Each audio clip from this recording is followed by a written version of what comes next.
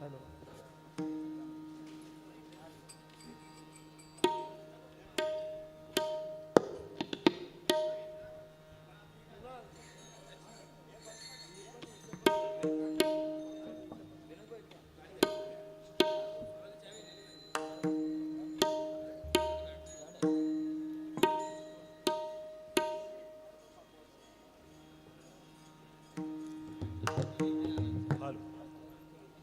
Hello hello hello hello hello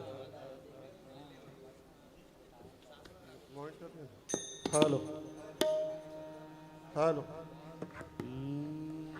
hello check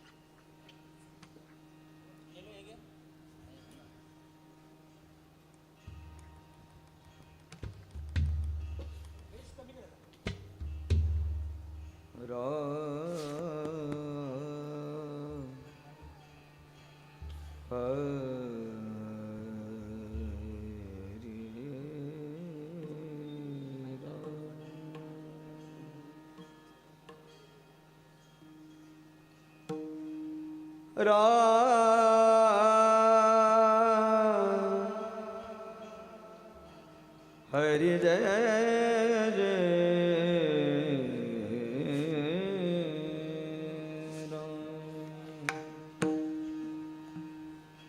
जय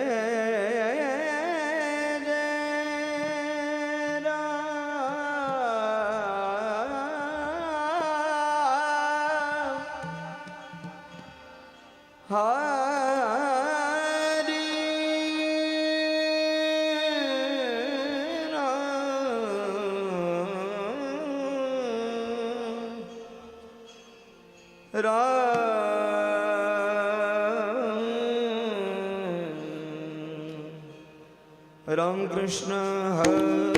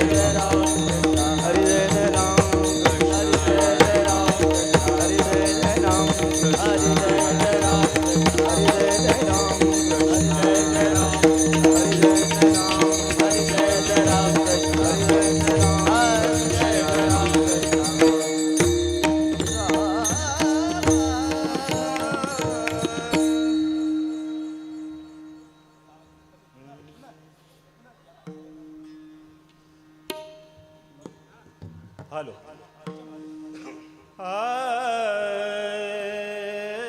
रे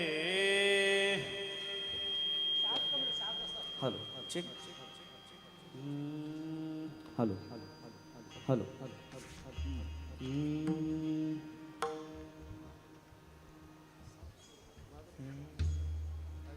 रूप पाहता लोचनी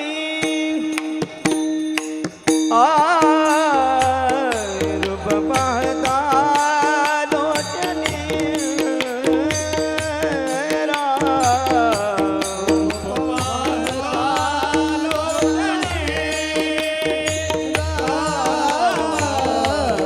रूप पाहता लोचनी लोचनी रूप पाहता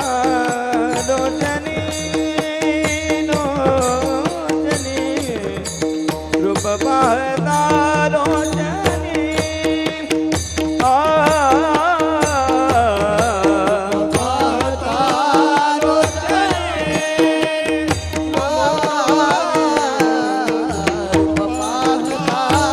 लोचनी सुख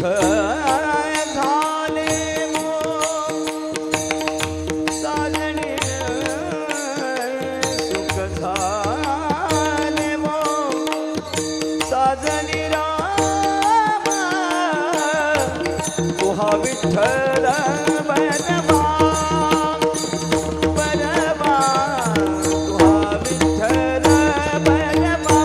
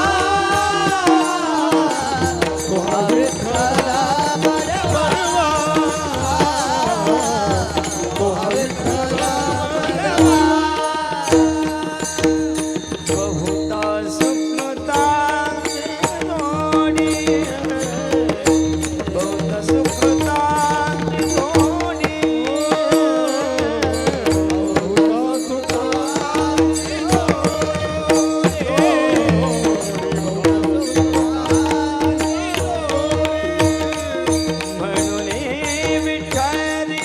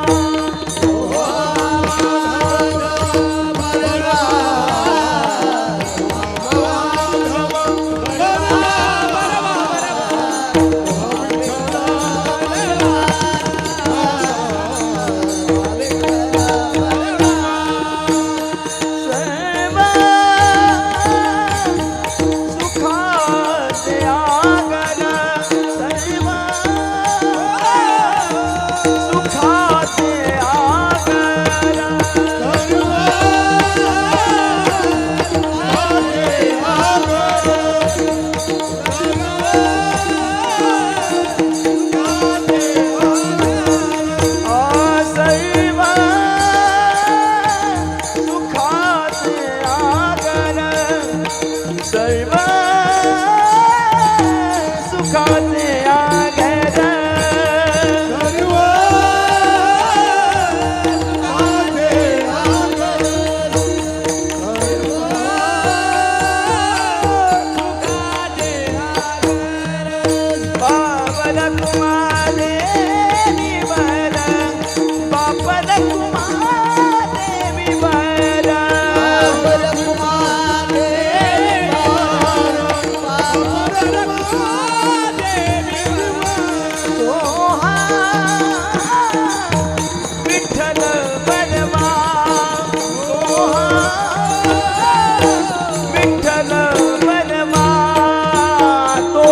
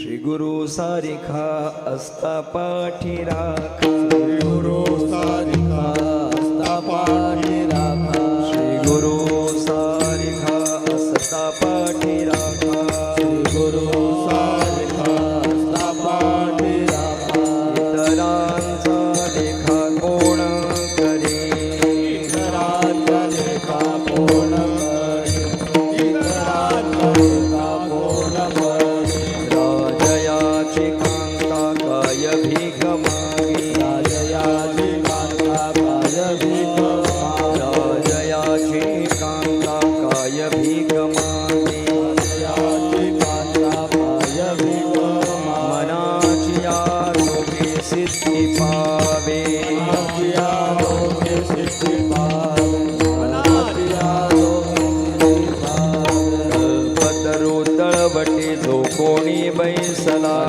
तळवटे झोपडी बैसला पदरू तळवटे जो कोणी बैसला तळवटे झोपडी बैसला आय वाणू त्याला सांगा जोजे काय वाणू त्याला सांगा रोजी काय वाणू त्याला सांगा रोजी श्री गुरु सारिखा असता पाठी राखा सारिका असता पाठी राखा श्री गुरु सारिखा असता पाठी राखा सारिका असता पाठी राखा इतरांचा लेखा कोण करे इतरांचा लेखा कोण करे इतरांचा लेखा कोण करे ज्ञानदेव म्हणे तरलो तरलो देव म्हणे तरलो तरलो ज्ञानदेव म्हणे तरलो तरलो देव म्हणे तरलो तरलो आता उद्धरलो गुरु कृपे आता उद्धरिलो गुरु कृपे आता उद्धरिलो गुरु कृपे श्री गुरु सारिखा असता पाठी राखा श्री गुरु सारिखा असता पाठी राखा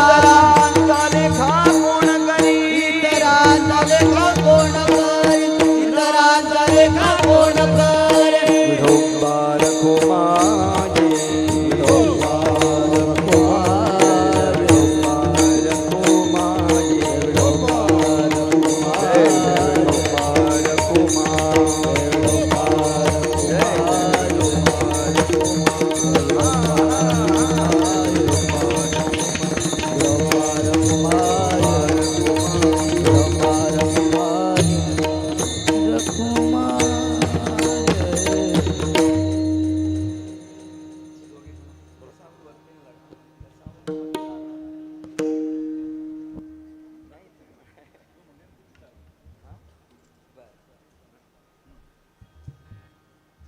हालो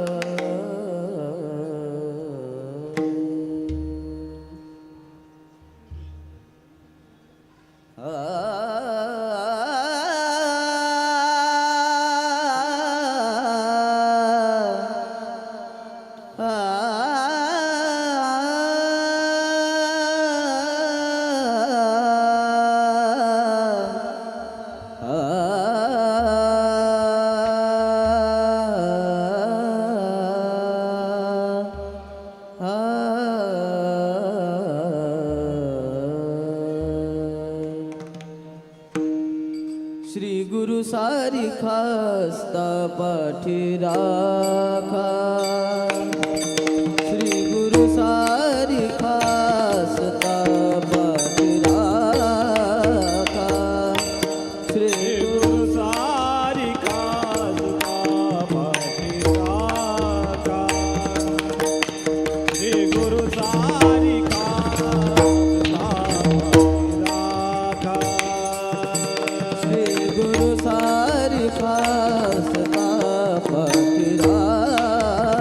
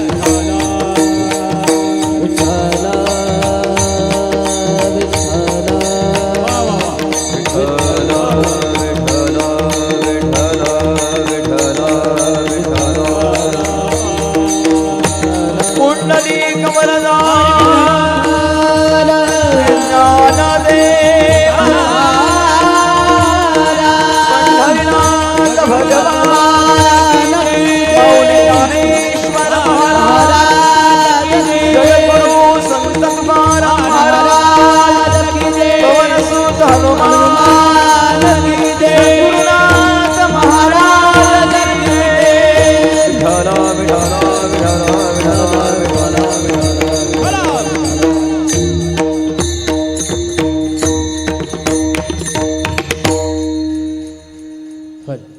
हर श्री गुरु सारिखा असता पाठी राखा श्री गुरु सारिखा असता पाठी राखा इतरांचा लेखा कोण करी श्री गुरु सारिखा असता पाठी राखा इतरांचा लेखा कोण करी राजयाची कांता काय भीक मागे मनाची जोगे सिद्धी पावे कल्पतरू तळवटी जो कोणी बैसला काय वाणू त्याला सांगा जोजी श्री गुरु सारिखा असता पाठी राखा इतरांचा लेखा कोण करी ज्ञानदेव म्हणे आता उद्धरिलो गुरु कृपे श्री गुरु सारिखा असता पाठी राखा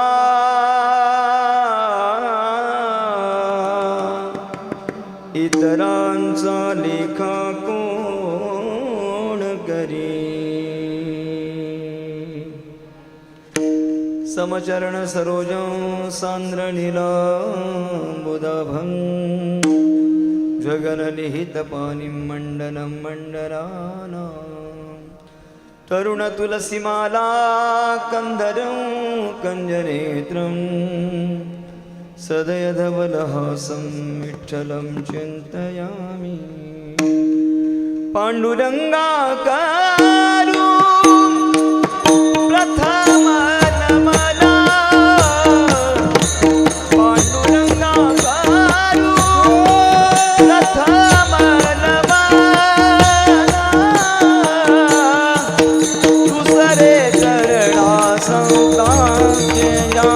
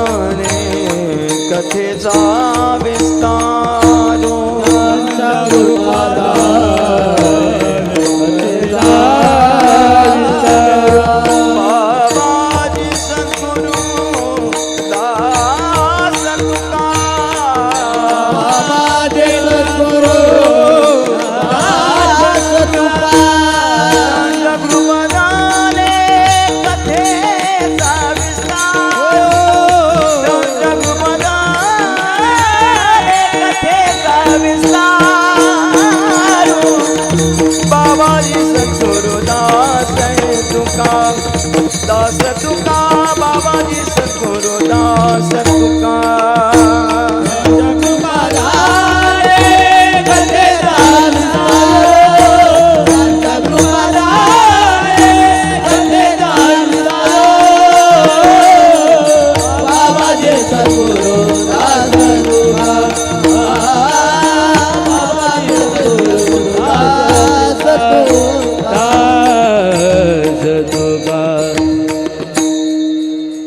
नमो विठ्ठला राजया पांडुरंगा नमो रुक्मिणी माऊली ज्ञानगंगा नमो पुंडलिका नमो चंद्रभागा नमस्कार माझा रुक्मिणी पांडुरंगा ओम नमो ज्ञानेश्वर करुणाकरा दयाळा तुमचा अनुग्रह लाधलो पावन झालो चराचरी नमो सद्गुरु तुकया ज्ञानदीपा नमो सद्गुरु सच्चिदानंद रूपा नमो सद्गुरु भक्त कल्याण मूर्ती नमो सद्गुरु भास्करा पूर्ण कीर्ती सेवे लागी सेवक झालो तुमच्या लागलो निज चरणा अहो स्वामी तुकया देवा यावरी न करावा अवफेर आता अभिनव वाग्विलासिनी जे चातुर्यार्थ कला कामिनी ते शारदा विश्वमोहिनी नमिनी मिया जयांचे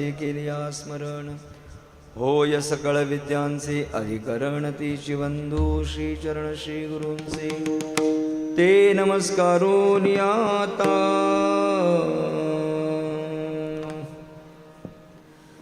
श्री गुरु सारिखा असता पाठी राखा इतरांचा लेखा कोण करी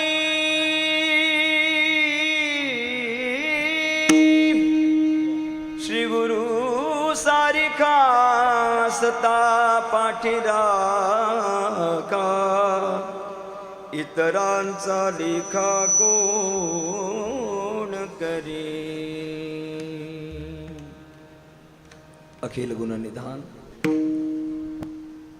रुक्मिणी प्राण संजीवन भगवान श्री परमात्मा मुक्त कैवल्य तेजोनिधी विश्वसंत मौली महावैष्णव ज्ञानेश्वर भगवान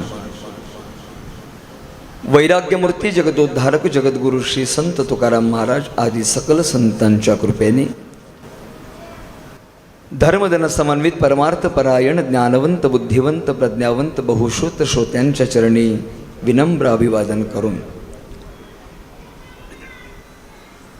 संपन्न होत असलेल्या या कीर्तन सेवेकरता गायलेला अभंग विश्वमौली ज्ञानोबराया अर्थात मुक्त कैवल्य तिजोनिधी विश्वसंत ज्ञानोबरायांचा 4 चरणाचा अभंग असून प्रस्तुत अभंगाद्वारा विश्वमौली ज्ञानोबराया आपल्यावर झालेल्या गुरुकृपेचा अनुभव याद्वारा व्यक्त करतात. विठ्ठल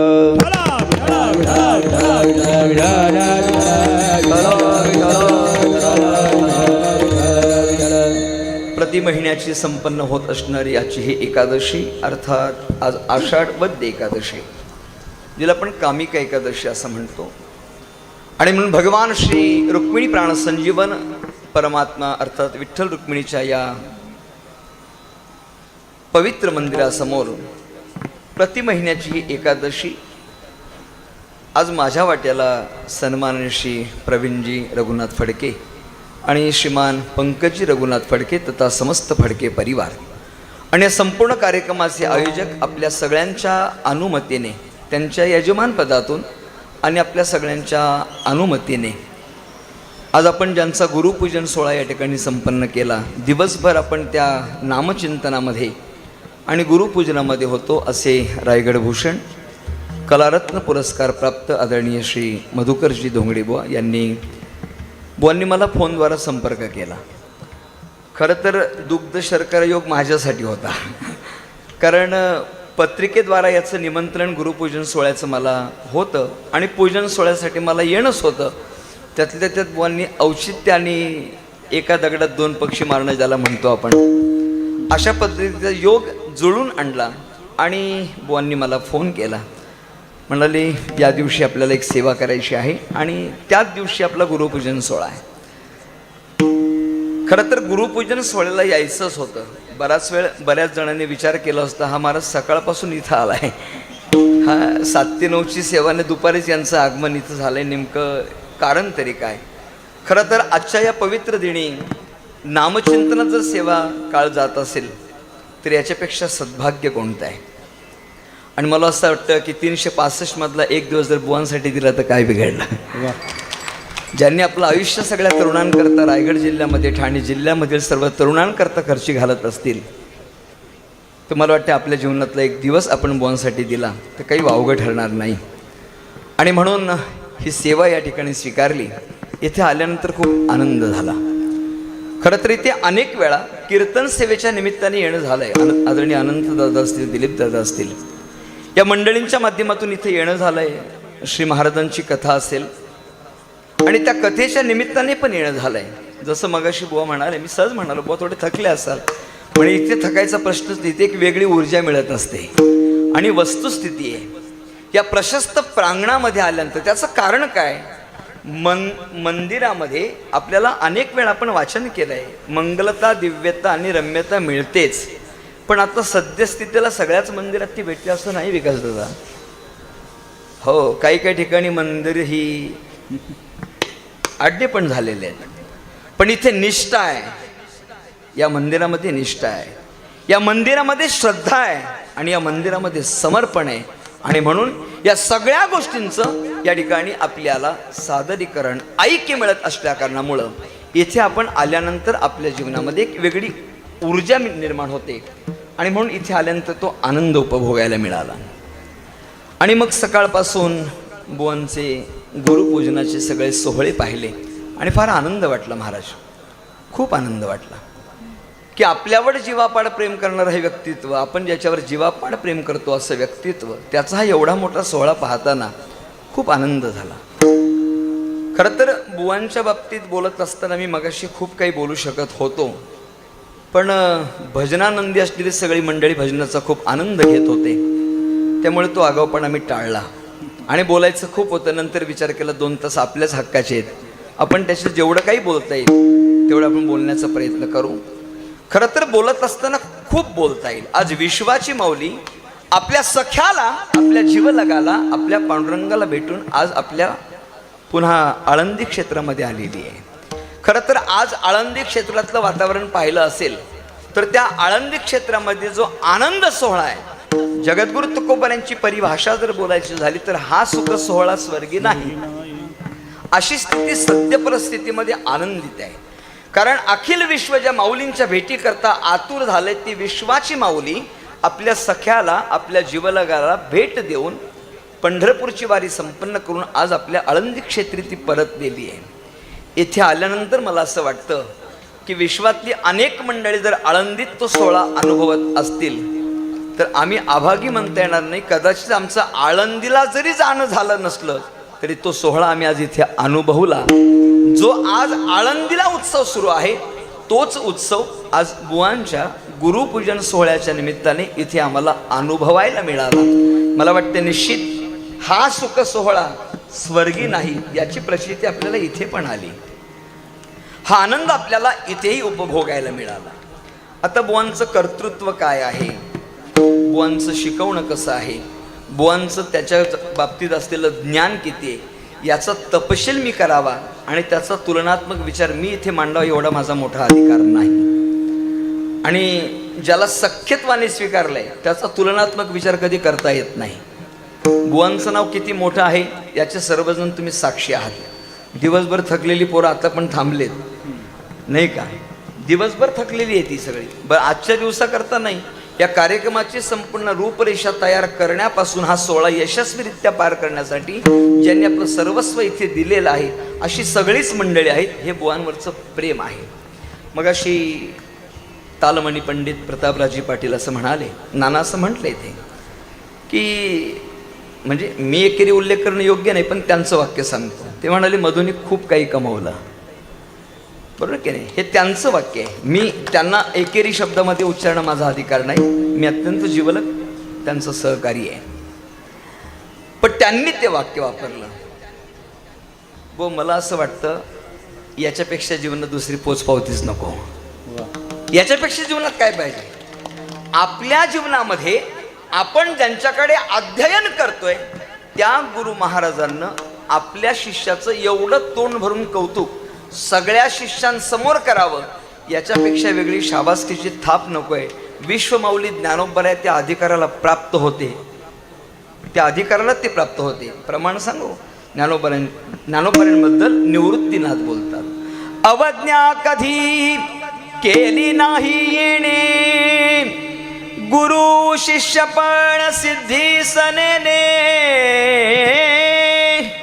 निवृत्तीनाथ एक आपल्या शिष्याबद्दल, आपल्या ज्ञानाबद्दल, आपल्या लहान भावाबद्दल बोलतात, शिष्य खूप होतील पण असा शिष्य होणे नाही. मी सांगू का महाराज, माझ्या ज्ञानदानावर अनेकांनी अनेक प्रकाराने प्रेम केलं, पण मला असं वाटतं निवृत्तीनाथांची शाबासकी सगळ्या शाबासकीपेक्षा कमी असेल. आणि आपल्या गुरूंनी आपलं एवढं कौतुक करावं, ही तुमची मिळकत आहे बुवा. मी मगाशी तुमच्याशी संवाद साधताना बोलून गेलो निलेश. काय बोललो? ज्या वेळेला ऋग्वेदचा वाढदिवस होता माझ्या मोठ्या मुलाचा, मला वाटतं मी त्याला सोन्याची अंगठी जरी घेतली असती तरी कमी पडली असती. विकास दादा, त्याला सोन्याची चेन घेतली असती तरी कमी पडली असती. पण 11:30 वाजता मला फोन आला की बुवा ऋग्वेदला भेटायला येतात. मला वाटत नाही त्याला त्याच्यापेक्षा अनमोल किमतीची भेट कोणती असावी. 11:30 वाजता आपल्या एका शिष्याच्या अभिष्ट चिंतन सोहळ्याच्या निमित्ताने एवढ्या लांबून गुरु तिथपर्यंत पोहोचावा आणि आपल्या शिष्याला जन्मदिनाच्या शुभेच्छा द्याव्यात, याच्यापेक्षा शिष्याला लागतं काय. आणि मला वाटतं महाराज, आपण आपल्या जीवनामध्ये फार कमवलं आहे. मी कदाचित माझ्या अभंगाची निवड वेगळी असेल, आजच्या अभंगाची निवड कदाचित वेगळी असेल, पण मी म्हटलं आज बोलायचं तर बुवांवरच बोलूया. कारण त्यांनी आपल्या जीवनामध्ये, आणि तुम्ही अनुभवलं असेल, तुम्ही अनुभवलं, ज्या वेळेला नानांचं आगमन इथे झालं त्यावेळेला आपल्या शिष्यांकडून पाद्यपूजेचा मोह बुवांनी टाळला आणि 2 पावलं बुवां नानांपर्यंत आले. हे खरं शिष्याचं लक्षण आहे महाराज. नाही तर आमचा मुलगा घेऊन जातो आम्ही, महाराज याला असा शिकवाल तुम्ही. कसा शिकवायचा? वर्षात बारी झाली पाहिजे. किती? 1 वर्षात. मी म्हणतो वर्षात बारी होऊ दे, पण ज्याने शिकवलं त्याच्याशीच. काही कळतं का? तुम्ही त्याचं कळतं का? ज्याच्याकडे आपण अध्ययन घेतलं त्याच्याशीच बारी करायला, त्याच्यासोबत जुगलबंदीला. हो, लक्षात घ्या मंडळी, मानवी जीवनामध्ये विनम्रता नावाचा गुण आम्हाला शाळेपासून शिकवला. विद्या विनयेन शोभते. हा, आणि तुकोबऱ्यांची भाषा, नम्र झाला भूता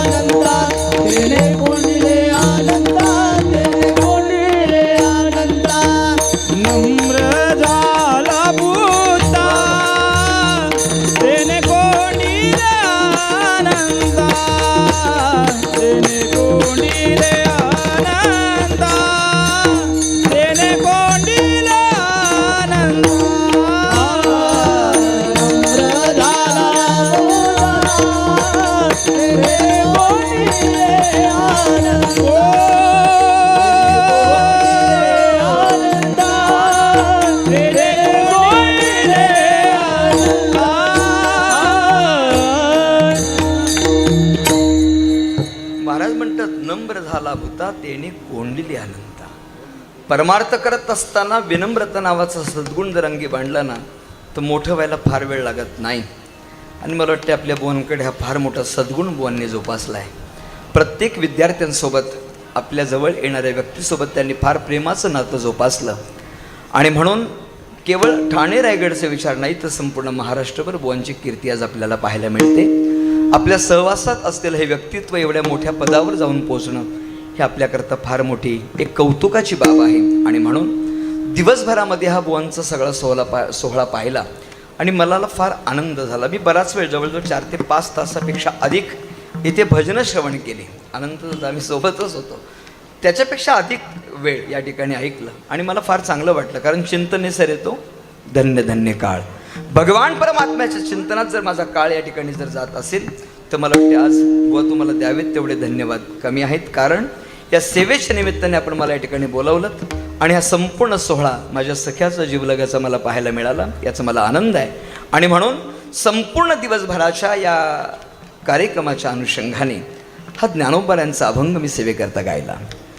विश्वमौली ज्ञानोबराया प्रस्तुत अभंगाद्वारा आपल्या श्रीगुरूचं सामर्थ्य आपल्या अनुभवातून प्रकट करतात.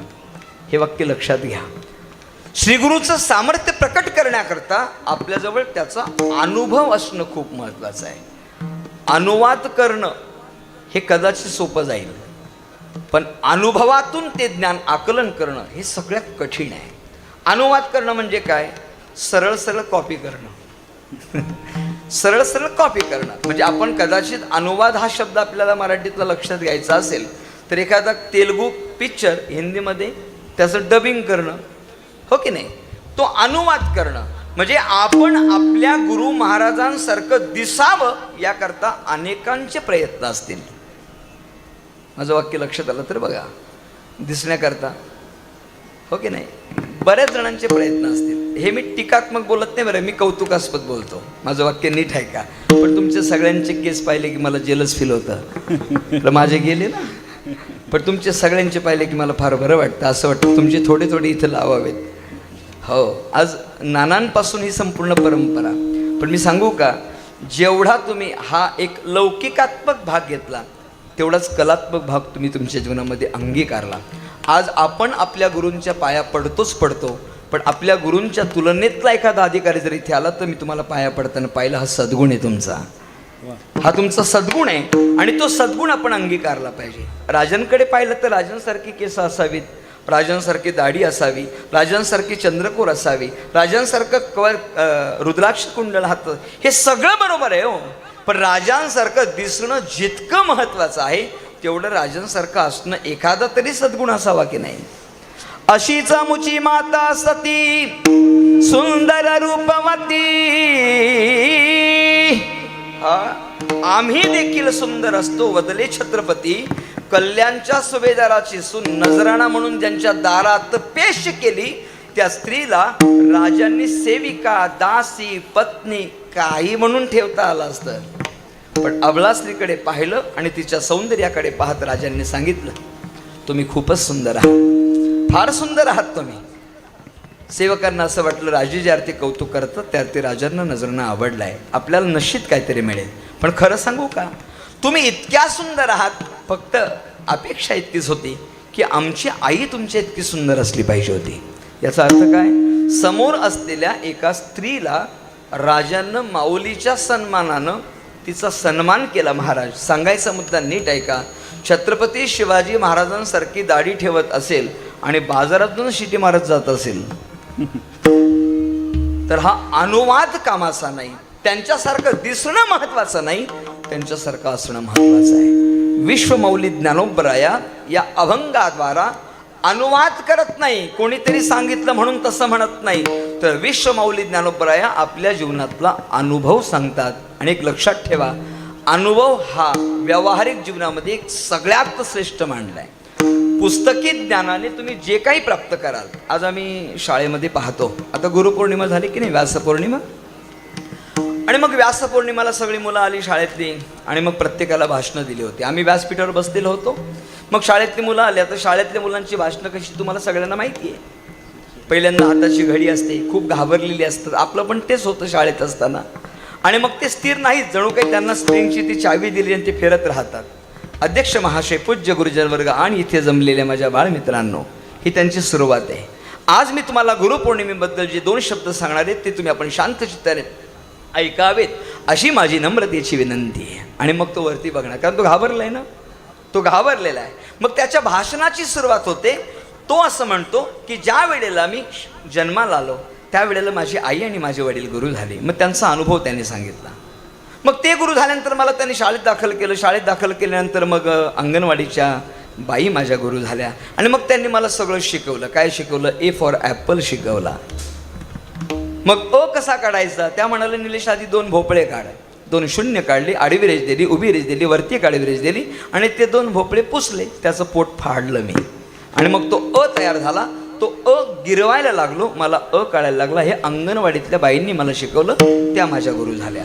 तिथून मी थोडासा पास झालो आणि मग 1ली ते 7वीमध्ये दुसऱ्या शाळेत गेलो, तिथे माझे गुरु आले. 7वीपासून 8वीत दाखल झालो. 8वी ते 10वीपर्यंत माझे दुसरे गुरु आले. 10वीनंतर मी कॉलेजमध्ये गेलो. 11वी ते 15वीपर्यंत माझे दुसरे गुरु आले. नंतर मी कंपनीत कामाला लागलो. मला चांगल्या प्रकारचा जॉब मिळाला. तिथे असणारा साहेब माझा गुरु झाला. तो साहेब माझा गुरु झाल्यानंतर घरच्यांना वाटलं आता लग्नाचं वय झालं, मग महागुरु घरात आणला. म्हणजे लग्न झालं. तुम्हाला अनुभव आहे का सगळ्यांना? नाही ना. तो महागुरुच आहे. कीर्तनावरून गेल्यानंतर जर ती म्हणत असेल आमच्या बोला काहीच कळत नाही, मग गुरु नाही का? आता जर कळत नसतं तर एवढी मंडळी ऐकायला तुम्ही काही वेडे आहात का माझं ऐकायला? तुम्ही सगळं ऐकताय, तुम्ही वेळे म्हणून ऐकताय का? नाही ना. पण तुम्ही शहाणे असताना जर ऐकताय याचा अर्थ थोडासा मी त्यातल्या त्या 1.5 शहाणा आहे, तुमच्यापेक्षा थोडंसं. नाही लक्षात आलं? आता ऐकताय तुम्ही. ज्या वेळेला तो तिथं थांबला नाही, त्याच्यावर तू थांबत नाही. मग त्यांनी सांगितलं गुगल आमचा गुरे, गुगल गुगल. श्रद्धेश्री महाराजांचं एक वाक्य आहे, आदरणीय जगन्नाथ महाराज बोलतात, गुगल तुम्हाला सगळं देईल हो, पण तुम्ही काय टाईप करताय त्याच्यावरून तुम्ही कोणत्या टाईपचे आहात ते कळतं. लक्षात आलं का? तुम्ही त्याच्यावर टाईप काय, कारण ते देते सगळं तुमचं, पण बोलू का तरी पण जरी तुम्हाला ते सगळं देत असलं तरी गुरुमुखातून येणारं ज्ञान तुम्हाला गुगल देऊ शकत नाही महाराज. आणि कदाचित तुम्हाला ते ज्ञान देईल, पण दिलेलं ज्ञान तुम्हाला फलद्रूप होईल असं नाही. नाहीतर गुगलवर काय, तुम्हाला कुठल्याच गुरुकडे जायची गरज नाही, तुम्हाला पक्वा शिकायला जायची गरज नाही, तुम्हाला गाणं शिकायला जायची गरज नाही, तुम्हाला कीर्तन शिकायला जायची गरज नाही, तुम्हाला राजकीय क्षेत्र शिकायला जायची गरज नाही, तुम्हाला भाषण कसं करावं हे शिकायला काही शिकायची गरज नाही. घरी बसा आणि गुगलवर सर्च करा, सगळं मिळेल, सगळं मिळेल. पण जी शक्ती, जे सामर्थ्य, ज्याला आपण कृपा असं म्हणतो, ती कृपा केवळ आणि केवळ सद्गुरु कृपेनेच मिळत असते. ज्ञानोबराया आपल्या जीवनामधील असलेला अनुभव सांगतात. ज्ञानोबराया सांगतात मानवी जीवन प्राप्त झालंय ते केवळ आणि केवळ उपभोगण्याकरता नाही, तर या भवसागरातून तरुण जाण्यासाठी. काय सांगितलं ज्ञानोबरायांनी? महाराज असं म्हणतात, मिळालेलं जीवन हे केवळ सुखाचा उपभोग घेण्यासाठी नसून तर ते घेतलेल्या सुखाचा उपभोग घेण्यापेक्षा तरुण जाण्यासाठी. मग मानवी जीवनामध्ये तरायचं असेल तर नेमकं तरायचं कुठे? आता तरणे ही जी प्रक्रिया आहे महाराज, लक्षात घ्या, ही फक्त पाण्याशी संलग्न आहे. तुम्ही जर एखाद्या डोहात जर पडलात, अनावधानाने तुमचा पाय घसरला आणि पडलात, एखाद्या नदीच्या प्रवाहात तुम्ही अडकलात, तर तुम्हाला त्या पाण्यावर तरता आलं पाहिजे. याचा अर्थ तुम्हाला पोहण्याची प्रक्रिया आली पाहिजे, अन्यथा ती तरणे ही प्रक्रिया कुठं नाही. मग महाराज असं म्हणतात, जर तरणे ही प्रक्रिया केवळ आणि केवळ व्यावहारिक सत्तेमध्ये पाण्याशी संलग्न असेल तर तरायला लागतं त्याला साधू कशाला, त्याला संत कशाला? मग ज्ञानोबराया सांगतात, जसं व्यावहारिक सत्तेमध्ये पाण्यात तरायचं असतं तसं परमार्थिक सत्तेमध्ये हा भवसागर आहे. तो भवसागर तरण्याकरता सद्गुरु कृपेशिवाय, संतांशिवाय तो तरला जात नाही. ज्ञानोबरायांची भाषा आहे, साधूचे संग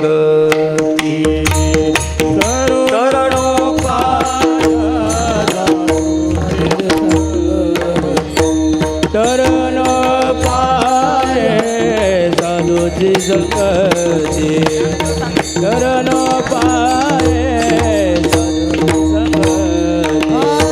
ज्ञानदेव सांगे दृष्टांताची मात, ज्ञानदेव सांगे दृष्टांताची मात, ज्ञानदेव सांगे दृष्टांताची मात,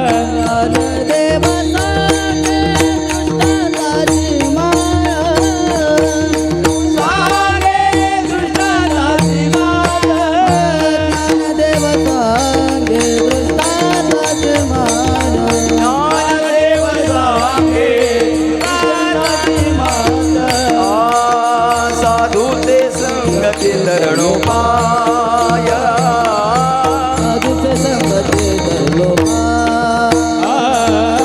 साधूची संगती धरणो पाय, साधूची संगती धरणो पाय. ज्ञानदेव सांगे दृष्टांताची मात, ज्ञानदेव सांगे दृष्टांताची मात, ज्ञानदेव सांगे ज्ञानदेव सांगे साधूचे संगती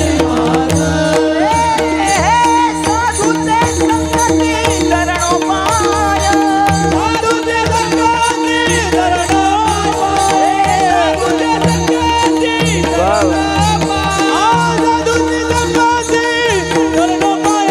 हरिमुखे म्हणा, हरिमुखे म्हणा, हरिमुखे म्हणा, हरिमुखे म्हणा,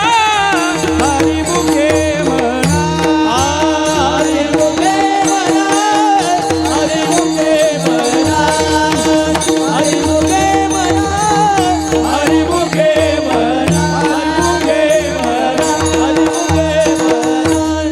ज्ञानोबराय हरिपाठात वर्णन करतात, ज्ञानदेव सांगे दृष्टांताची मात, साधूचे संगती तरणोपाय. तरणोपाय फक्त साधूच्या संगतीत आहे. तरण्याकरता अनेक साधनं सांगितली, नाना साधनांच्या केल्या खटपटा. हो, तरण्याकरता दुसरं एक साधन सांगितलं महाराज, नाम हे तरण्याकरता साधन सांगितलंय. आपल्याला सगळ्यांना ज्ञात आहे, महाभारत रामायणामध्ये घडलेला दृष्टांत आहे. ज्या वेळेला सेतू पलीकडे जायचं होतं आणि मग जाण्याकरता जायचं कसं काय, सेतू बांधायला घेतला तर दगड तर तरला पाहिजे. मग प्रत्येक दगडावर राम लिहायचा आणि तो दगड तारायचा. भगवान परमात्म्याने पण तो प्रयत्न केला, आपल्याला ज्ञात आहे.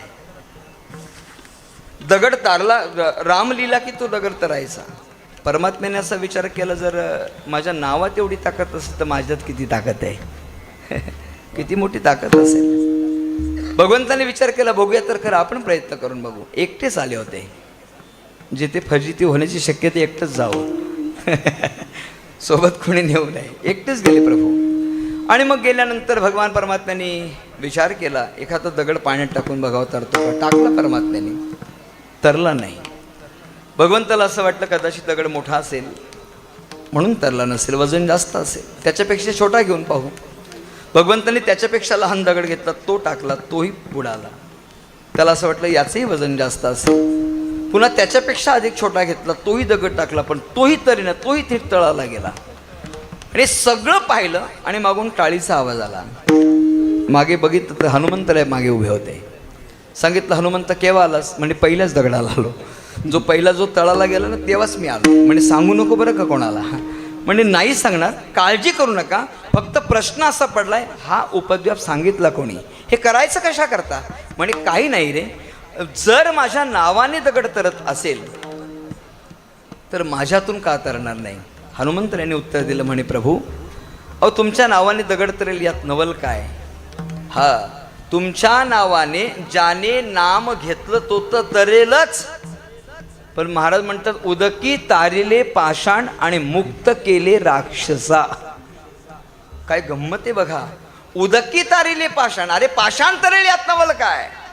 पण जे राक्षस तुझ्या विरोधात वागतात त्यांनी जर यदा कदाचित चुकून नाम घेतलं तर ते पण तरतील, यात नवल नाही. पण प्रभू एक सांगू का, कदाचित तुझ्या नामाशी जो संलग्न असेल तोच तरला जाईल. तरले तरती हा भरवाचा, तरले तरती हा भरवाचा, तरती हा भरवाचा, तरले तरती हा भरवाचा.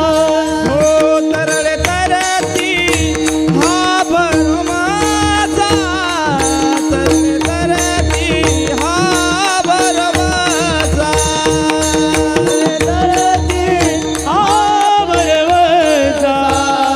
तरले तरती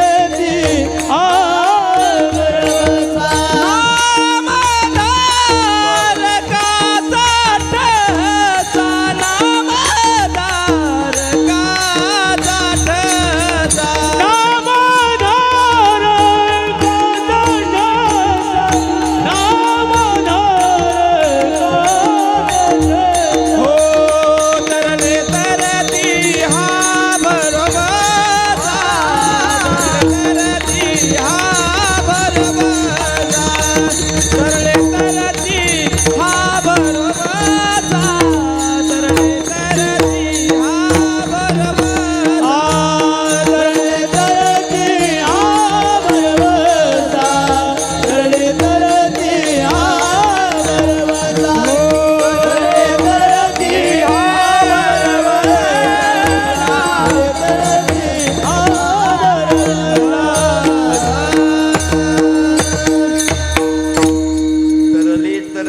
भरवसा नामधारकाचा ठसा.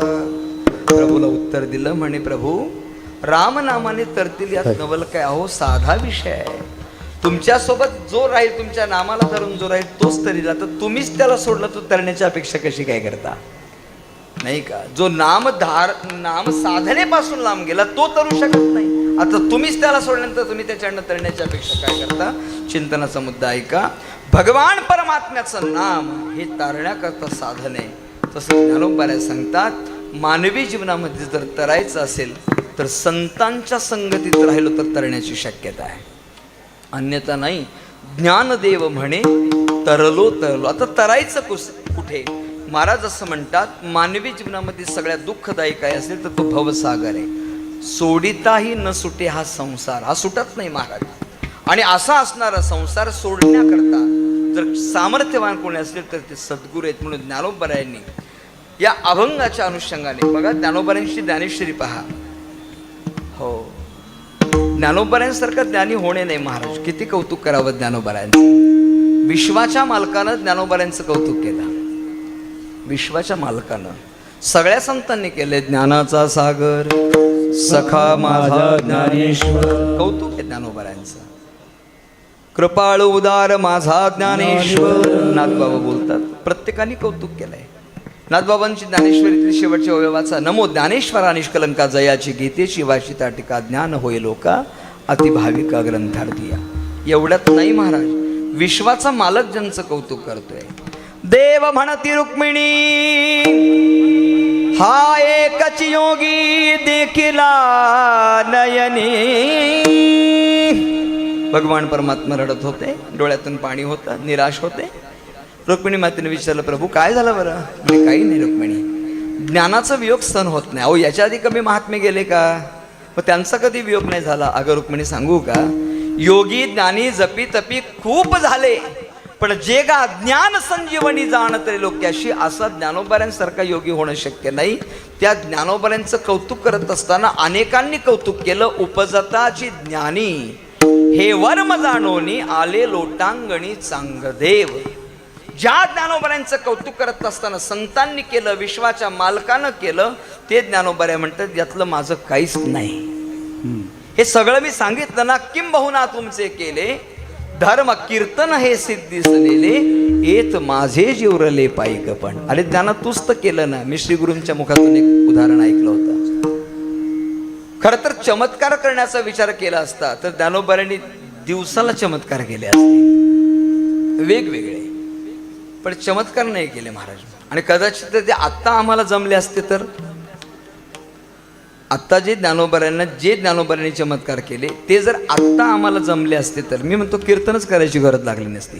फक्त प्रत्येक गावाला जायचं, एक चमत्कार करायचा. काय करायचा? रेडाच बोलवायचा.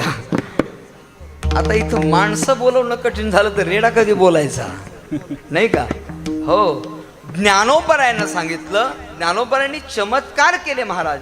ते चमत्कार आपल्याजवळ असलेली विद्वत्ता प्रकट करण्याकरता नाही.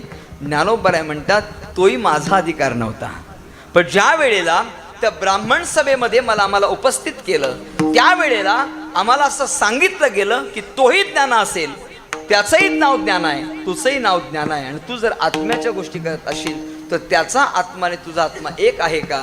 आणि जर तो एक असेल तर तुला जशा ऋग्वेदाच्या ऋचा बोलते तर तसं तो बोलू शकतो का?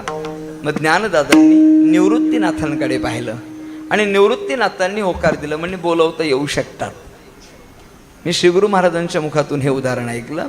ते असं म्हणाले की ज्ञानेश्वर महाराजांच्या सामर्थ्याचा विचार जर केला तर रेडा बोलवण्याची ताकद त्यांच्यात होतीच. पण ज्ञानोबराय म्हणतात मी रेडा बोलू शकत नव्हतो, पण श्रीगुरू निवृत्तीनाथांनी आज्ञा केली म्हणून तो बोलायला लागला. विठ्ठल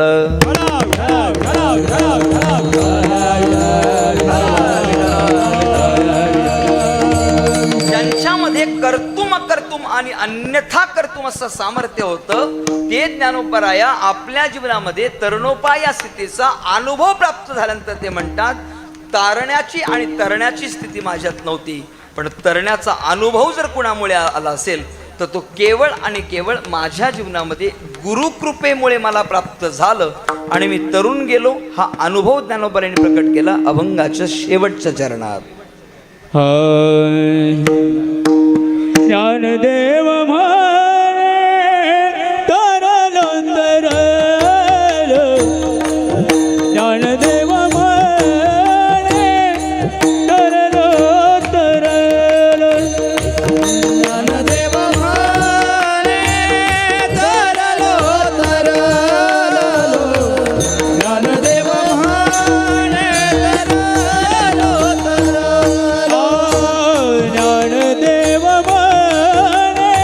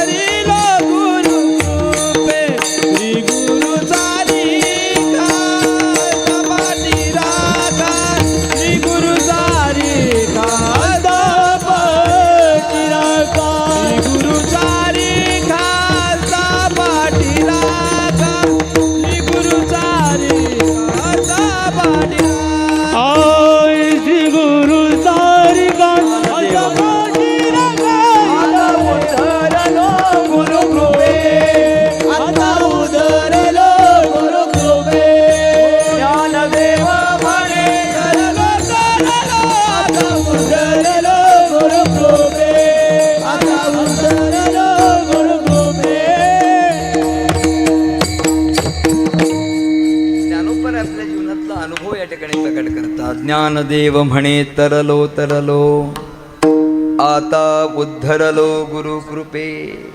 मी तरलो म्हणतात 2 वेळा म्हणाले, पण तसा नसतो तरलो. कोणामुळे तरलो? गुरुकृपेमुळे तरलो. शास्त्राच्या अनुषंगाने विचार केला तर कृपा फार महत्त्वाची आहे, खूप महत्त्वाची आहे.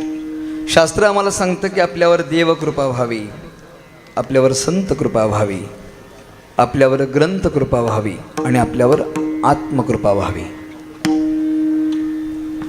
देवाची कृपा झाली पाहिजे, देवाने कृपा केली पाहिजे.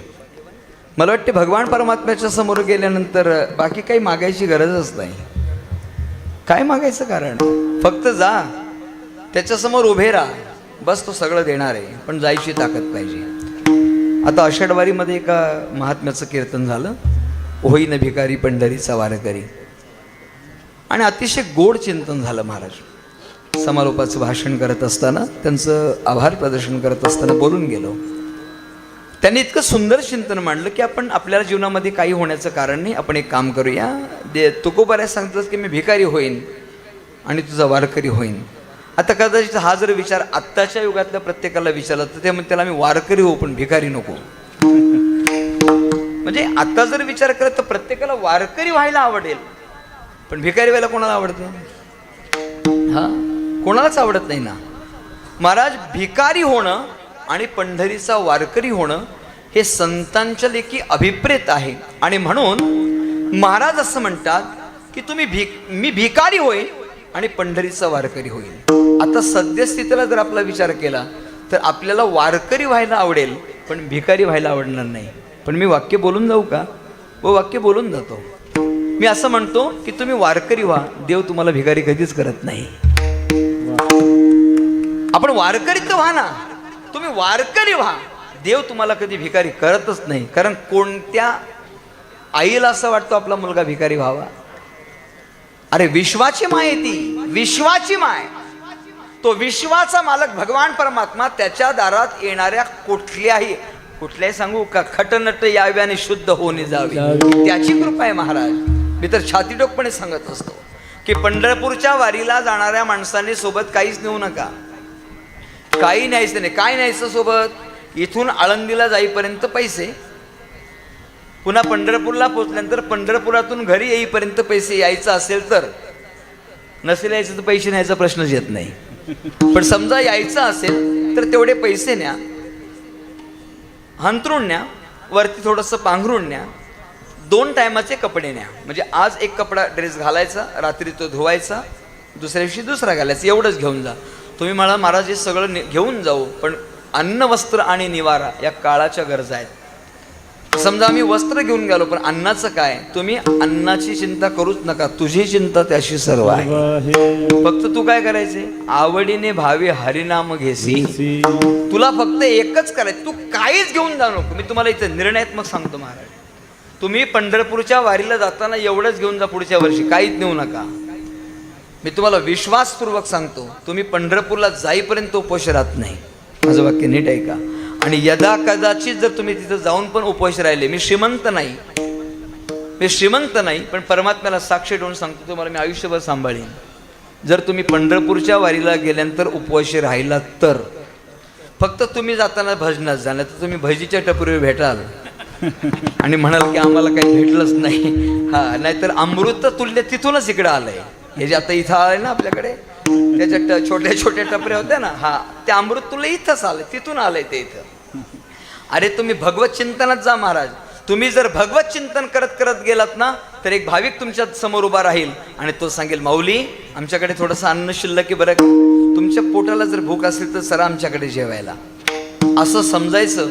तो भाविक दिंडीतला दुसरा तिसरा कोणी नसतं, माझा पंढरीचा विठुरा आहे, मला घ्यायला आलाय. विश्वाचा मालक तुम्हाला घ्यायला येतो महाराज, विश्वाचा मालक. कधीतरी ते दृश्य आठवा, पण भेटायला जाताना पांडुरंगासाठी भेटायला जा महाराज. काय गंमत आहे ना? हो, सगळं करतो आम्ही, पण आम्ही आमच्या पांडुरंगाला कधी निरोप नाही दिला. थोडासा कधी ते भावनिक विचार करा. घरातून निघताना अख्ख्या गोतावळ्याला निरोप देऊन निघाला. पूर्वीचा काळ, गावातल्या प्रत्येक माणसाला आपण भेटत होतो, प्रत्येकाला भेटत होतो. का? पंढरपूरला चाललो, वारीला चाललो, सगळ्यांना निरोप. हो, सगळ्यांना निरोप देऊन जातो. कधीतरी हा विचार करा, आपण जाताना सगळ्यांना निरोप देऊन गेलो, पण येताना कधीतरी पांडुरंगाला विचारलं का, पांडुरंगा येतो बरं का? 365 दिवस आमचा सांभाळ करतोस आणि वारीला निघाल्यावर पण तू आमचा सांभाळ करतोस. पण काय रे पांडुरंगा, विठ्ठला, ज्या वेळेला थंडीचे दिवस असतात तुला हे सगळे गरम पाणी घेतात का रे आंघोळीला? हो, आणि आम्हाला माहिती आहे बरं का, तुला लोण्याचा गोळा खूप आवडतो, पण हे पण माहिती आहे तुला खाऊ घालत नाहीत ते, तुला फक्त दाखवतात. हो, हे पण माहिती आहे, पण तरी पण आमचा सांभाळ करतोस ना. किती मोठी कृपा आहे महाराज. त्या भगवान परमात्म्याची आपल्यावर कृपा व्हावी याकरता तुम्ही फक्त भजन करा. देव कृपा केल्याशिवाय राहत नाही. देव सांभाळतो महाराज. हो, सगळ्यांना सांभाळतो. एक दिवस लक्ष्मी माता भगवंताला म्हणू लागली, तुम्ही काय सांगता पोषितो जगाशी एकाला, काय सांगता? बघतेच खरं, तुम्ही खरंच त्या परीक्षेला उतरता का? एक दिवस त्या लक्ष्मी मातेने काय केलं महाराज, ऐकलेलं दृष्टांत आहे मोठ्यांच्या मुखातून. मग तिने काय केलं, एक कीटक एका डबीमध्ये बंद केला तिने, आणि तिचं जे काही कपाट असेल स्वतःचं त्यात ठेवून दिलं. आणि दुसऱ्या दिवशी भगवंताला जवळ गेले आणि बोलू लागली, काय स्वामी, तुम्ही तर म्हणाले सगळ्यांचाच सांभाळ करता. हो, सगळ्यांचा सांभाळ करता ना. पाषाणाचे पोटी बैसला दरदूर, हा तुकोबारांची भाषा आहे. पाषाणाचे पोटी बैसला दरदूर, त्याच्या मुखी चारा कोण घाली. अरे विश्वाचा मालक घालतो, कोण घाली म्हणजे काय? तिने सांगितलं सगळ्यांचा सांभाळ करताना, पण तुम्हाला माहिती आहे का, आज तुमच्या नजरेखाली, आज तुमच्या दृष्टिक्षेपामध्ये कीटक उपाशी राहिलाय. म्हणे राहू शकत नाही. असं कसं राहायला, राहू शकत नाही म्हणे. कोण आहे तो, कोण जीव उपाशी राहिला? मग तिने ती डबी सोबत आणली आणि सांगितलं, हे बघा, हा कीटक कालपासून या डबीमध्ये बंदिस्त आहे, कालपासून तो उपाशी, त्याला खायला काहीच नाही. भगवंताने सांगितलं, झाकण तर उघड, तो बंदिस्त आहे ना, त्याला जेवायला नाही मिळालं ना, अगं ते झाकण तर उघड ना, मग तुला कळेल. आणि मग माझ्या लक्ष्मी मातेने झाकण उघडलं तर त्याच्या आतमध्ये एक तांदळाचा दाणा होता, अक्षता त्या होत्या, आणि ते कीटक त्याच्यावर आपलं अन्न ग्रहण करत होता. लक्ष्मी मातेला प्रश्न पडला. भगवंताने विचारलं, कसली चिंता करू नको, काय विचार करायचं कारण नाही. ज्या वेळेला ते कीटक तू त्या डबीमध्ये बंद करत होता त्याच वेळेला तुझ्या कपाळावरच्या अक्षता त्या डब्यात मीच पाडल्या. तू कसला विचार करते? फक्त आपल्याला एकच करायचं आहे, त्या भगवंताचं स्मरण करायचं, त्याची कृपा होती ती महत्वाची आहे. करे नाठविसी कृपाळू देवासी, करे नाठविसी कृपाळू देवासी.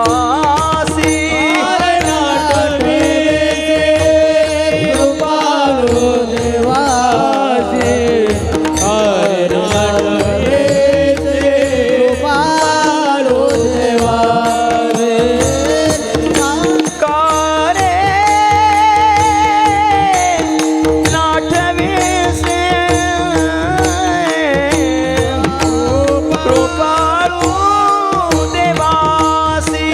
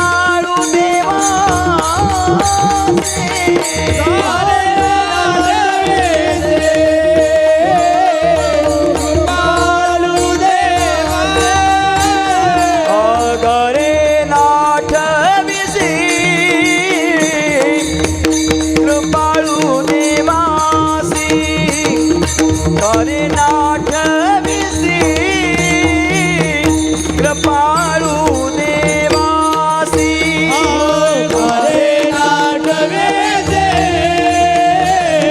कृपाळू देवाचे अरे नाटवे दे कृपाळू देवाचे पोसितो जगासी पोसितो जगासी एकला तो कारे नाठवे बोला बोला अरे नाटवे दे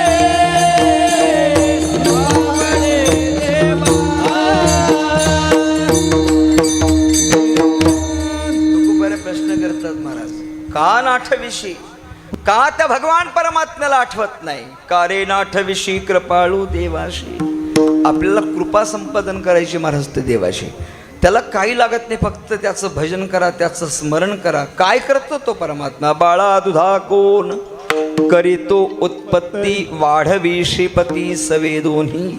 तो भगवान श्री परमात्मा कृपा करतो, त्याची कृपा व्हावी. देव कृपा करील मज काय लाज राखील. भगवंताची कृपा व्हावी. दुसरी कृपा आहे ती संतांची आहे. हो, संतांची कृपा झाली पाहिजे. तिसरी कृपा आहे ती ग्रंथांची आहे. ग्रंथ कृपा करतात बरं का.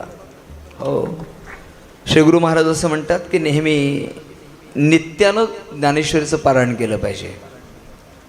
नित्यानं पारायण केलं पाहिजे. पण माणसं म्हणतात तेवढा वेळ कोणाकडे? सुविधा सगळ्या आल्या ना, त्यामुळे वेळ नाही राहिला.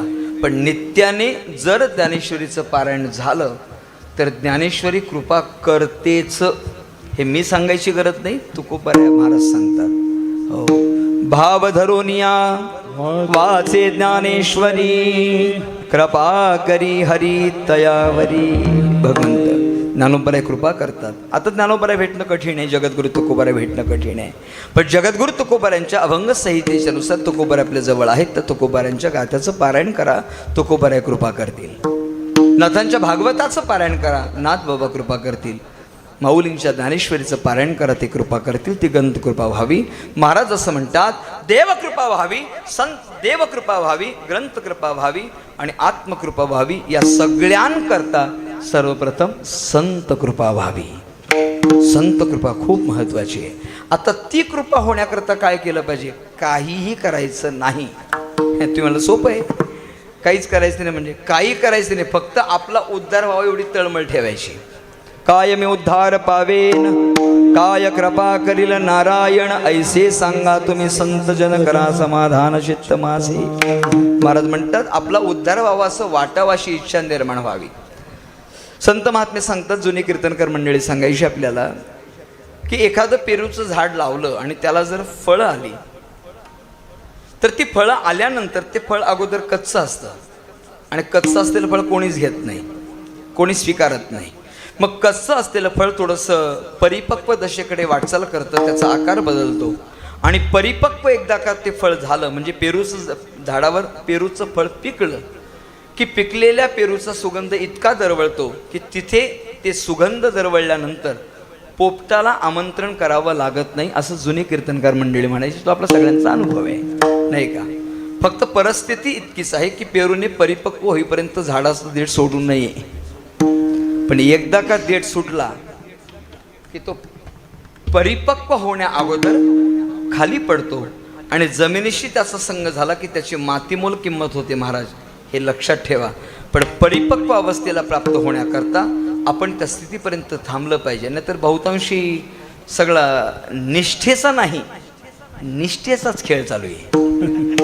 निष्ठेचाच म्हणजे अपवाद अगदी बोलायचं झालं तर तुम्ही असं म्हणाल की राजकीय क्षेत्रातला अनुभव सांगताय काय? अहो, प्रत्येक क्षेत्रात ती स्थिती आहे, प्रत्येक क्षेत्रामध्ये. पण बोलू का, आपण आपल्या तत्वाशी एकनिष्ठ राहिलो की तत्व कदाचित सामान्य जरी असलं तरी ते असामान्य केल्याशिवाय राहत नाही. ताकद आहे महाराज निष्ठेमध्ये. जरी हे आकाशवर पडो पाहे, ब्रह्मगोळ भंगा जाय, वड वानळ त्रिभुवन खाय, परिमी तुझीच वाट पाहे ग विठोबा. हे निष्ठा आहे महाराज. हो, आणि निष्ठावंत भाव भक्ताचा स्वधर्म. महाराज त्याची परिपक्व दशा प्राप्त व्हावी. संत महात्मे सांगतात जसं ते पिकतंय आणि पिकलेलं फळ एकदा का पेरू ज्या पोपटाने खाल्लं ना की तो भाग पण गोड लागतो म्हणतात. बघा तुम्ही आता हे सगळं खायला कुठे वेळ, आणि जे मिळते ते परिपक्व कुठे आहे, ते पावडरमध्ये कालवलेलं मिळते. आता तुकाराम मुंडे साहेब आले, तुकाराम दादा आले म्हणून त्यात थोडंसं कवर होत चाललंय, पण किती कवर होईल माहीत नाही. जोपर्यंत आहे तोपर्यंत चालेल, एकदा इथून गेले का परत ते चालूच राहणार आहे, नाही का. ती कीडच लागलेली आहे करप्शनची. मी म्हणतो एकच मुंडे साहेब नको, असे 20 निर्माण झाले पाहिजे महाराष्ट्रात, आपोआप सगळं जागेवर येईल. करप्शन थांबवलं पाहिजे महाराज. आता बऱ्याच जणांनी आक्रोश केला, बऱ्याच लोकांनी त्याच्यावर टीका केली, पण टीका करत असताना तुम्ही आमच्या शरीराशी खेळताय हो. थोडासा विचार करा. मग अशी बातम्या पाहत असताना पाहिलं, आता बीपीच्या गोळीने जर कॅन्सर होत असेल तर गोळी न खाता बीपी वाढेल ना त्याचा. बीपीची गोळी खाऊन जर कॅन्सर होणार असेल, म्हणजे ज्याला आहे त्याने बंद करू नका बरं का. हां, अजून त्यांचं WHO सिद्धांत व्हायचं आहे ना, तर तुम्ही लगेच आजपासून चालू कराल. हा, ते मग अशी बातमीला ऐकलं म्हणून सांगतो. एक मुद्दा ऐका महाराज. पेरू पिकल्यानंतर पोपट त्या ठिकाणी येतो, पण पेरूने आपली परिपक्व दशा जोपर्यंत तिथे आहे तोपर्यंत प्राप्त केली पाहिजे. महाराज म्हणतात आपल्या जीवनामध्ये जर ती परिपक्व दशा प्राप्त झाली तर संतांच्या जवळ जावं लागत नाही, ते येत असतात.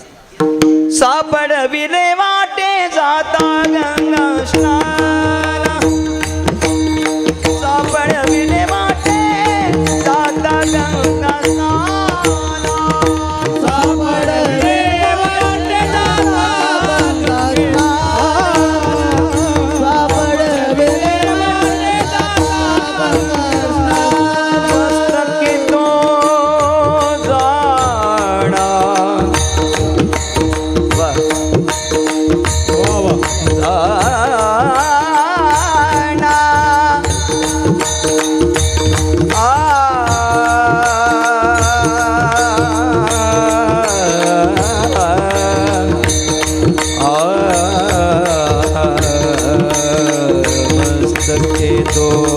जाणा,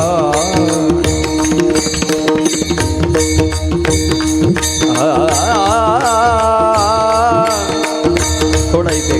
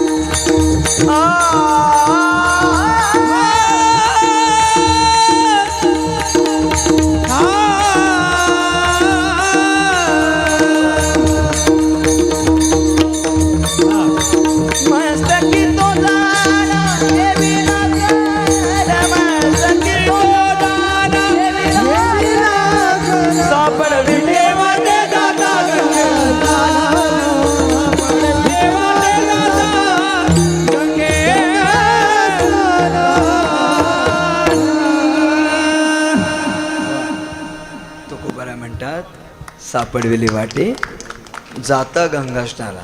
मी तसं शोधात नव्हतं निघालो, पण अवस्थेला प्राप्त झालो. आणि झालं काय, जाता जाता भेट झाली. आता दोन गोष्टी सांगतो. एकतर सद्गुरु कृपा व्हावी या अवस्थेला आपण जर पोहोचलो तर सद्गुरु कृपा करतातच. आणि बोलू का, कृपाही मागून घ्यायची नसतेच हो, पण आमची सुरुवातच मागून घेण्यापासून. मला बुवा हा बोल द्या. आता बुवांना कळेल ना तुला आता चाट मारता येते का तू थाप मारतोय, ते देतील की हळूहळू तुला. आणि सांगू का, आपल्या बाळाला नेमकं काय पचतं किंवा काय पचेल हे आईलाच कळेल ना. मग तू कशाला मागतो, मला हा राग पाहिजे. मी म्हणतो तू राग माग रे, पण राग येईपर्यंत मागू नको, नाही तर तुझ्या गुरुंना राग यायचा. हा महाराज, आपण तिथे, आपण फक्त अवस्थेला प्राप्त व्हा. गुरु शोधा तेथे सापडविले वाटे जाता गंगा. ती कृपा होते महाराज. आणि ती कृपा झाल्यानंतर संत महात्मे भेटल्यानंतर कृपा तीन प्रकारे करतात. पहिली आहे कृपा दृष्टी, दृष्टी कृपा. दुसरी आहे हस्तकृपा, हस्त दृष्टी कृपा आहे. कृपा कटाक्ष निहाळिले आपुले पदी बैसविले बाप रखुमा देवर विठ्ठले भक्ता दिधले वरदा. अनेक उदाहरण आहेत महाराज. रेड्याकडे पाहिलं, मस्तकावर हात ठेवल्याने कृपा झाली, वेद बोलू लागला. नाथांकडे भागवत सांगण्याकरता नाथ महाराज म्हणाले आता निजधामाला निघायची वेळ आली. म्हणे तुम्ही झालो, पण कथेचं काय. म्हणे कशाला चिंता करताय, आता राहिलेली कथा माझा गावोबा पूर्ण करेल. आता गावोबा म्हणजे कोणी, सांग काम्याने हो नम्या, त्याला काम सांगितलं तेवढंच गावोबा आहे. असा हा गावोबा. नाथ महाराज म्हणाले हा सांगेल, हो तोच सांगेल. लोकांना प्रश्न पडला. म्हणे आता याची कथा ऐकण्यापेक्षा इथं न थांबलेलं बरं.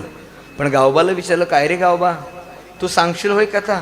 म्हणजे तुम्ही सांगत असाल तर काय हरकत आहे, तुम्ही म्हणत असाल तर मी कथा सांगेल. गावोबा कथा सांगायला बसल्यानंतर नाथ महाराज जी कथा सांगत होते त्यापेक्षा अधिक रुचकर गावोबाची कथा होती महाराज. कसं झालंय, त्याचं एकमेव कारण आहे कृपा कटाक्षाने हाडलेले.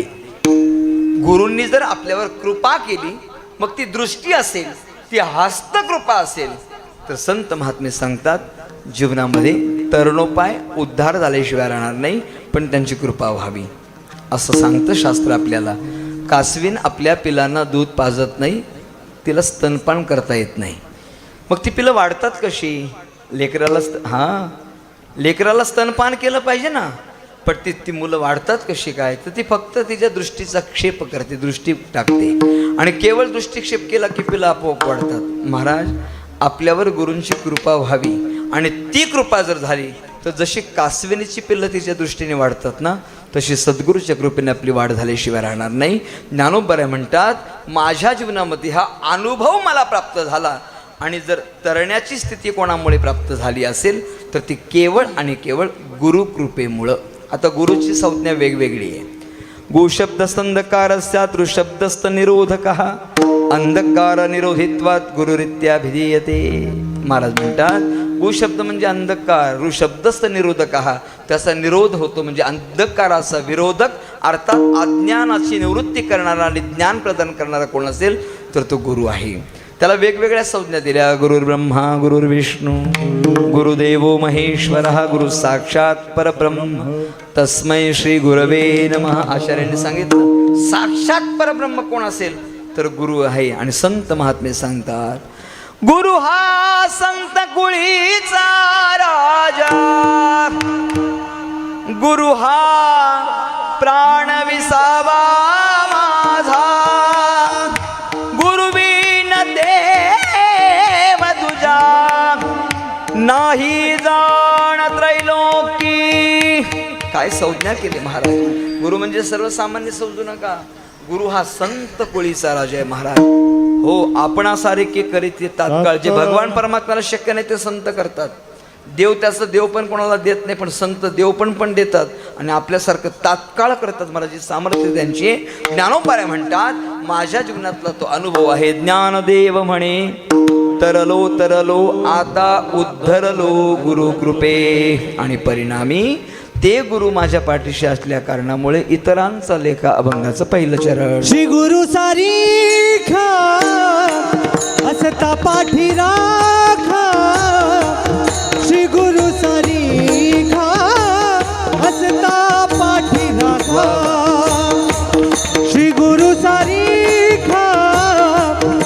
हसता पाठी राखा श्री गुरु सारीखा हसता पाठी राखा श्री गुरु सारीखा हसता पाठी राखा श्री गुरु सारीखा हसता पाठी राखा श्री गुरु सारीखा हसता पाठी राखा श्री गुरु सारीखा हसता पाठी राखा हे श्री गुरु सारीखा हसता पाठी राखा श्री गुरु सारीखा हसता पाठी राखा श्री गुरु सारीखा हसता पाठी राखा श्री गुरु सारीखा हसता पाठी राखा श्री गुरु सारीखा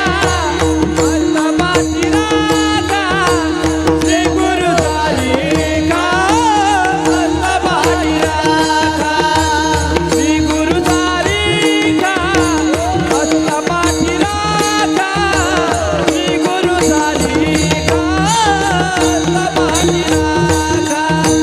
इतरांचा लेखा कोण करी इतरांचा लेखा कोण हे इतरांचा लेखा कोण करी इतरांचा लेखा कोण श्री गुरु सारीखा हसता पाठी राखा श्री गुरु सारीखा हसता पाठी राखा श्री गुरु सारीखा हसता पाठी राखा श्री गुरु सारीखा हसता पाठी राखा पाठी राखा श्री गुरु सारीखा हसता पाठी राखा श्री गुरु सारीखा हसता पाठी राखा श्री गुरु सारीखा हसता पाठी राखा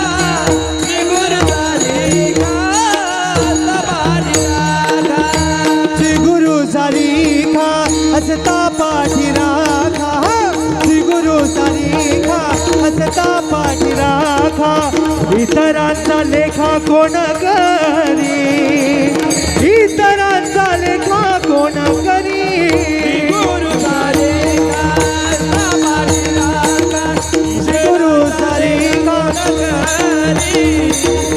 इतरांचा लेखा कोण कोण करी कोण करी खुमारी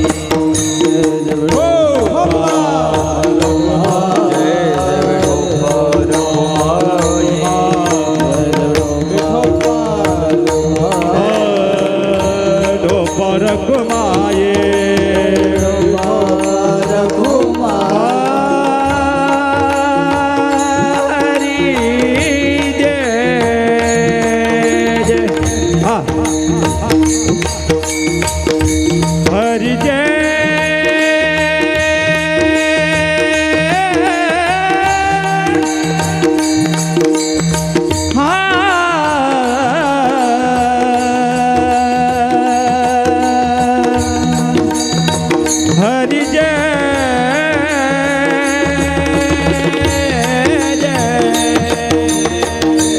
हरि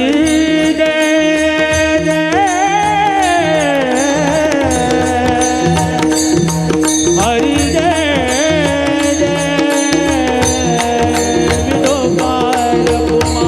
विठोबार कुमार विठोबार कुमार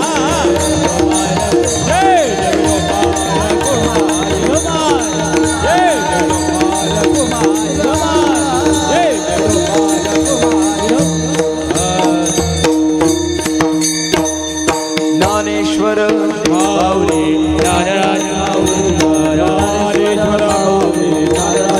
माऊली ज्ञानेश्वर ज्ञानेश्वर ज्ञानेश्वर माऊली ज्ञानेश्वर ज्ञानेश्वर माऊली ज्ञानेश्वर माऊली ज्ञानेश्वर माऊली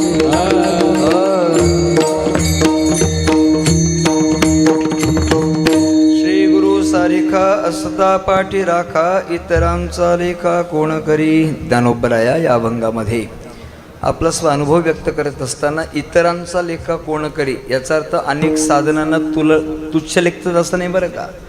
पण जर सद्गुरू पाठीशी असतील तर अनेक साधनांचा विचार करण्याची कारण नाही. कारण भगवान परमात्म्याला सुद्धा जवळ आणण्याची क्षमता श्री गुरु महाराजांमध्ये आहे. म्हणून इतरांचा लेखा कोण करी. मंडपामध्ये जर बाळासोबत आई असेल तर ते बाकी कोणाला घाबरत नाही. तसं शिष्याने असावं. ज्ञानोबा त्या अर्थाने बोलतात ना, ते याचा अर्थ असा नाही की अनेक साधनांचं खंडन केलंय. अनेक साधनांचा स्वीकार ज्ञानोबाऱ्यांनी केला. याच्या यावती जीवाला आपला अनुभव सांगत असताना असं म्हणतात इतरांचा लेखा कोण करी. पण इतर साधना तुलनात्मक नाही. मग ज्ञानोबा असं म्हणतात जर गुरु सोबत असतील तर अन्य साधनांचा किंवा अन्य काही गोष्टींचा विचार करण्याचं कारण नाही. म्हणून ज्ञानोबा सांगतात श्री गुरु सारेखा असता पाठी राखा इतरांचा लेखा कोण करी. का राजयाची कांता काय भीक मागे मनाची आजोगी सिद्धी पावे. महाराज असं म्हणतात राजाची पत्नी इतर ठिकाणी भीक मागायला गेली हे मान्य होईल का. राजाची पत्नी होती, राजाची पत्नी आहे. तसं श्रीगुरु कृपेने वरदहस्त प्राप्त केलेला त्याला इतर विषयांच्या दारात भीक मागायचं कारण नाही.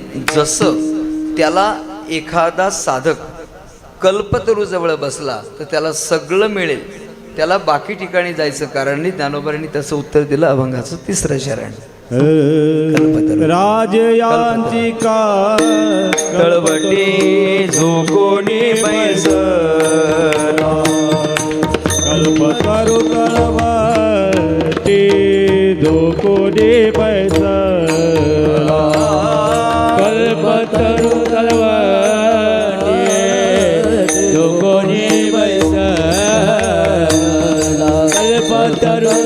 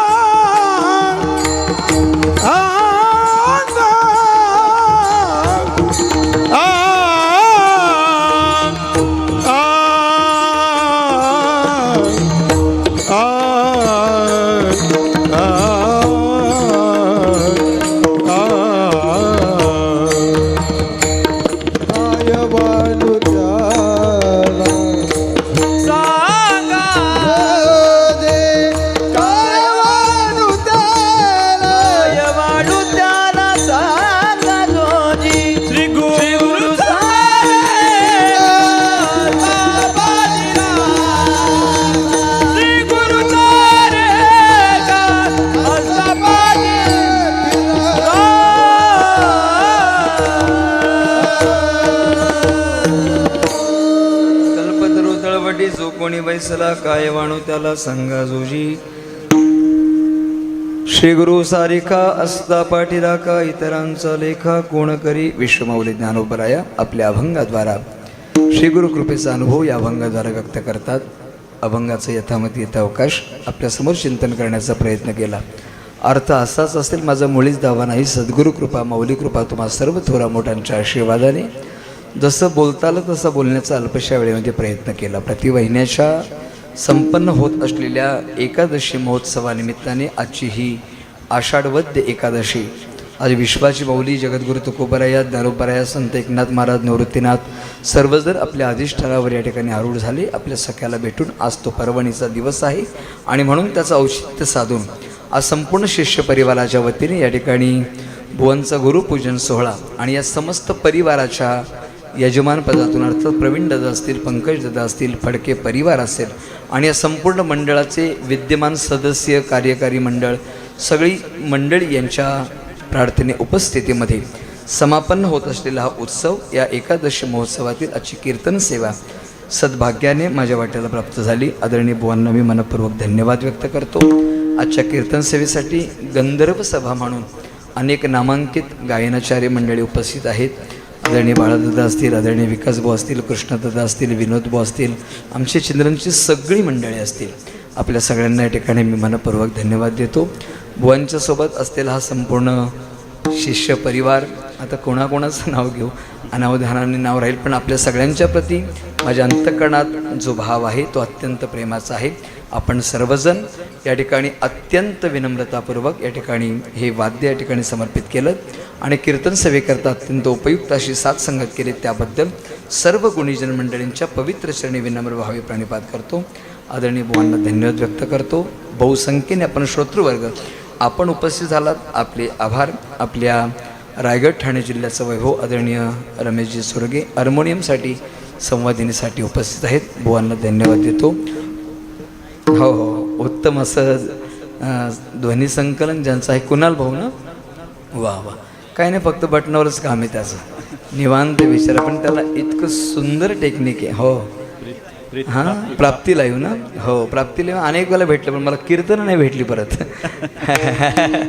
वा वा, अतिशय सुंदर असं लाईव्ह प्रक्षेपण, म्हणजे कीर्तनाकरता पोषक. नाही तर सध्या लाईव्ह कीर्तन करणं म्हणजे अडचणीचाच विषय झाला आहे, पण अतिशय चांगलं. म्हणजे मग आपल्या इथे दत्त जयंतीचं कीर्तन पण दादाच होते, बरोबर ना, प्राप्ती लाईव्हच होतं. आणि अनेक ठिकाणी ज्यांनी संपूर्ण महाराष्ट्रभर अनेक महाराष्ट्रात त्या कीर्तनकारांची कीर्तनं पोचवली आणि सगळ्यांपर्यंत ते कीर्तनं देण्याचं काम केलं. प्राप्ती लाईव्ह तुम्हाला सगळ्यांना धन्यवाद देतो. कुणाल भाऊ खूप छान ऑपरेटिंग आहे आपलं आणि तुमचेसुद्धा आभार या ठिकाणी व्यक्त करतो. स्वराज थोडासा कंटाळा आहे, पण थांबला आहे विचार, तिथेच समोरच आहे. मगाशीच निघालो होतं, पण स्वराज दादा पण थांबला. या ठिकाणी बहुसंख्येने माता भगिनी आपण उपस्थित राहिलात, आपले देखील धन्यवाद. चोपदार मागे आहेत, त्यांना देखील धन्यवाद. मोठा मुलगा ऋग्वेद आहे, अथर्व पाठीमागे छोटा आहे, यांना देखील धन्यवाद देतो. झालेली सेवा प्रभू चरणी समर्पित करतो. जाता जाता सेवेला पूर्ण करून देता येतं एकच प्रार्थना, कराल ते हित सत्य करा. भगवान श्री परमात्म्याच्या नामचिंतनामध्ये आपलं जीवन व्यतीत व्हावं एवढीच अपेक्षा व्यक्त करतो आणि झालेली सेवा प्रभू चरणी समर्पित करून वाणीलाची पुरता पूर्णविरा. विठ्ठल जय जय, विठ्ठल जय जय, विठ्ठल जय जय.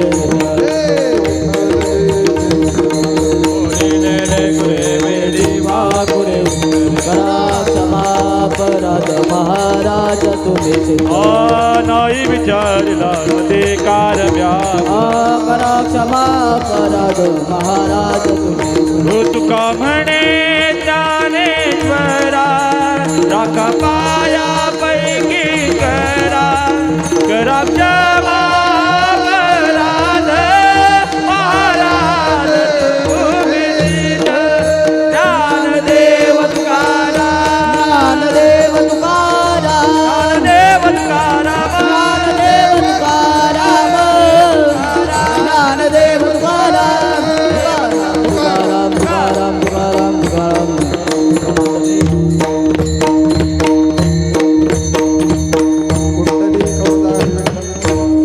ज्ञानदेव तुकाराम पंढरीनाथ भगवान माऊली ज्ञानेश्वर भगवान की जय.